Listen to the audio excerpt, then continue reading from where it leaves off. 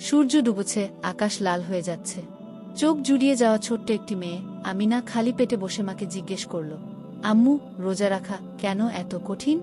মা হেসে আমিনার চোখের দিকে তাকিয়ে বললেন, আমার ছোট্ট ফুল, শোনো একটি গোপন কথা। এই পবিত্র রমজান মাসে আল্লাহ তাআলা আমাদের জন্য কুরআন নাজিল করেছিলেন। আর জানিস, যারা রোজা রাখে তাদের জন্য জান্নাতে এক দরজা আছে, সেটির নাম রায়ানের দরজা। সেখানে ঢুকবে শুধু তারাই যারা খালি পেটে আল্লাহর স্মরণ করেছে।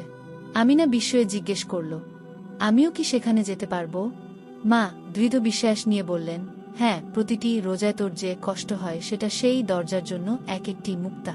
যখন তুই তৃষ্ণায় কাতর হয়েও সারাদিন আল্লাহর কাছে ফিরে আসিস, তখন সেই মুক্তাগুলো জড়ো হয় রায়ানের দরজায়। আর একদিন সেই দরজা দিয়ে তুই ঢুকবি জান্নাতে, যেখানে ফুলের গন্ধে আকাশ ভরে আছে। আমিনার চোখ জ্বলজ্বল করে উঠল। রাতে সে স্বপ্ন দেখল এক দরজা, যার গায়ে আলোর নকশা। সেই দরজা বলল, প্রতিটি রোজায় তোর কষ্ট আমার মুক্তা হয়ে জমে আছে। ভোরে আমিনা হাসল। এখন তার পেটের ক্ষুধা নেই, শুধু আছে এক আশা, রায়ানের দরজা দিয়ে জান্নাতে ঢোকার স্বপ্ন।